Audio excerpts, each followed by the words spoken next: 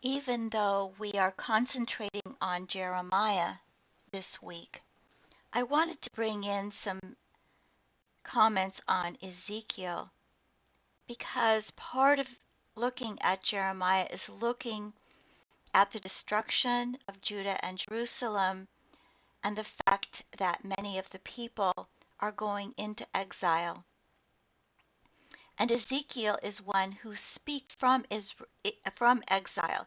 He is one who was taken from Jerusalem in 598, and he is living among exiles in Babylon.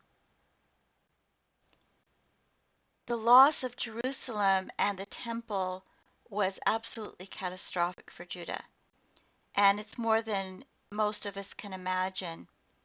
In terms of the loss of the temple, we really have no equivalent. The destruction of any given church can be shattering, but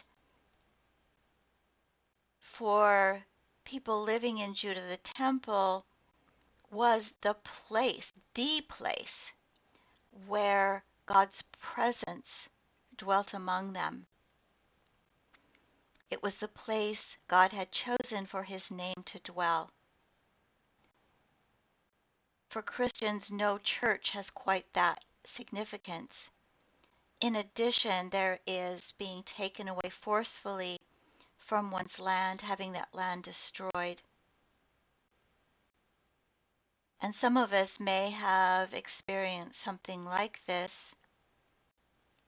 I certainly have not.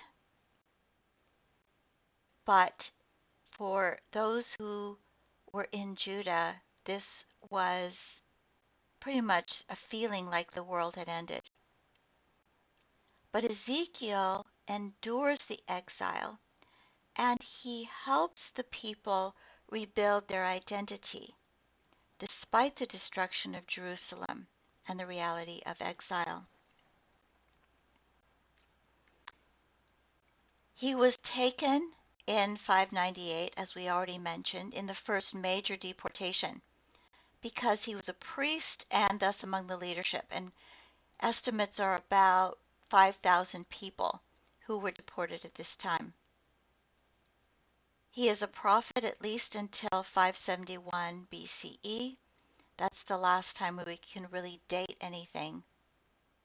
He is not able to function as a priest because the temple is destroyed, but he still is aware of the temple in his vision, and most importantly in his vision of the new temple, what in his eyes would be the third temple.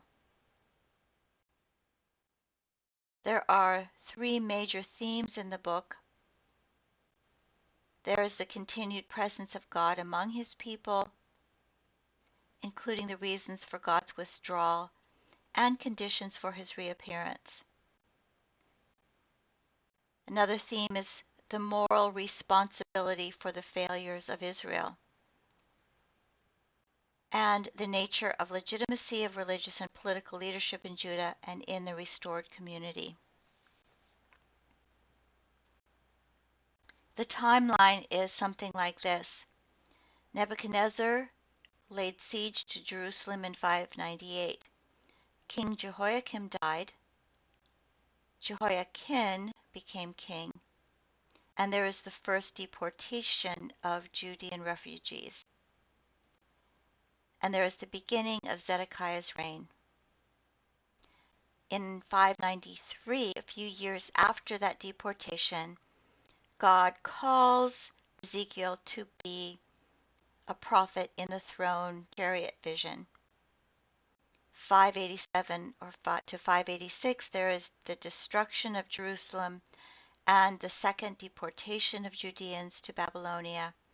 And in 571, the last dated message of Ezekiel. So he's roughly contemporary to a lot of what is going on with Jeremiah.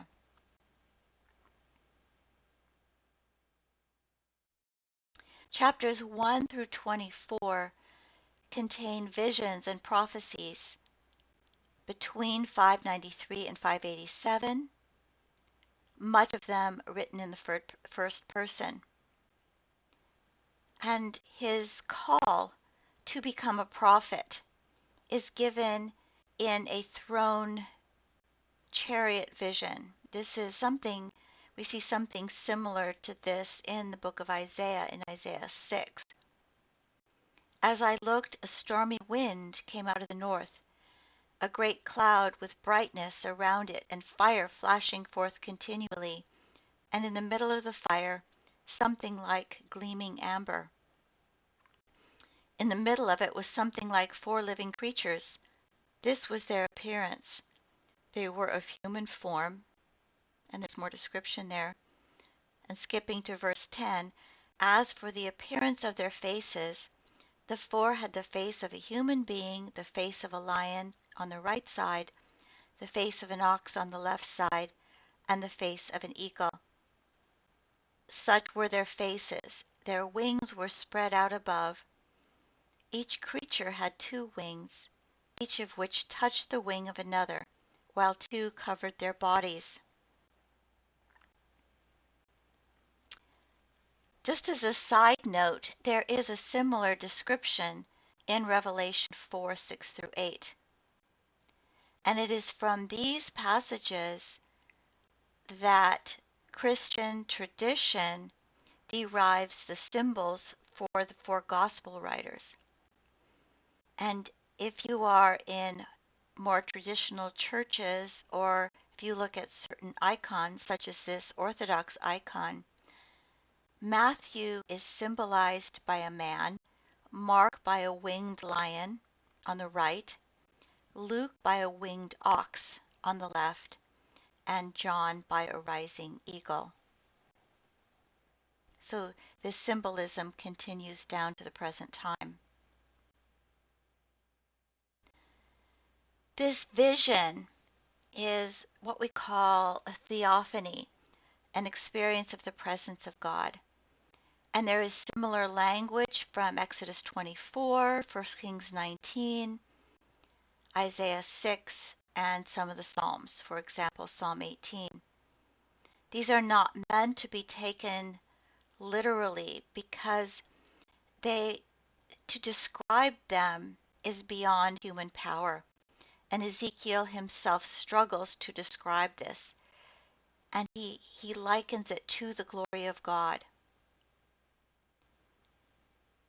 This seems to be a version or depiction of the Ark of the Covenant, which is borne by special cherubim of the divine council. This vision in later Judaism gives rise to a form of mysticism called Merkava mysticism. Merkava is a chariot. And underage men, which means men under 40, were not allowed to read an account of it. It was considered so powerful. This vision signifies that Yahweh has come to Babylon. In other words, he's appearing to Ezekiel not in the temple as in Isaiah 6, to commission Ezekiel to be a prophetic voice in exile, a watchman or a sentinel warning the people. And as a prophet, he is handed a scroll with words of woe, which he is to eat.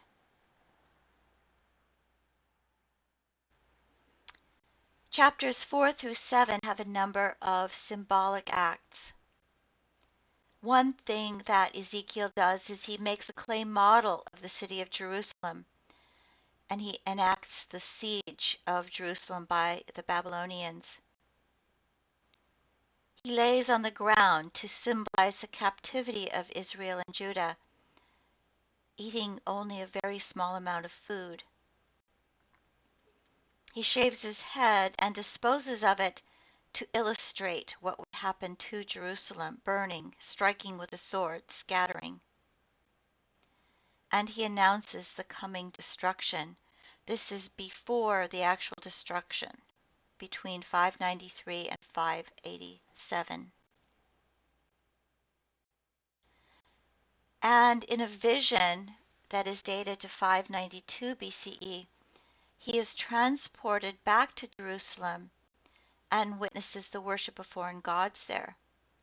And in the vision, he sees Yahweh leaving the temple and Jerusalem because of the corruption of the temple.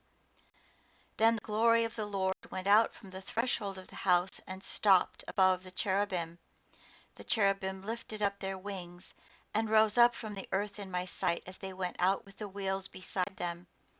They stopped at the entrance of the east gate of the house of the Lord, and the glory of the God of Israel was above them.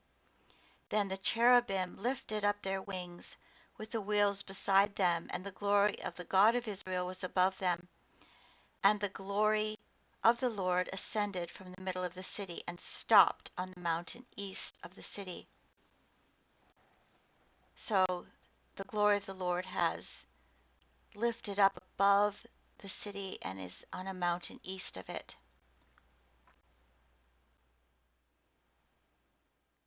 There are further symbolic acts and metaphors in chapters 12 through 24. Ezekiel enacts the coming fall of Jerusalem by packing his bags and digging through a wall, hurrying away to escape. Jerusalem is compared to an unfruitful vine, good only for the fire. In chapter 16, Israel is portrayed as an unfaithful wife who is eventually restored. And chapter 17 uses images of eagles, trees, and vines to depict the uprooting of Judah.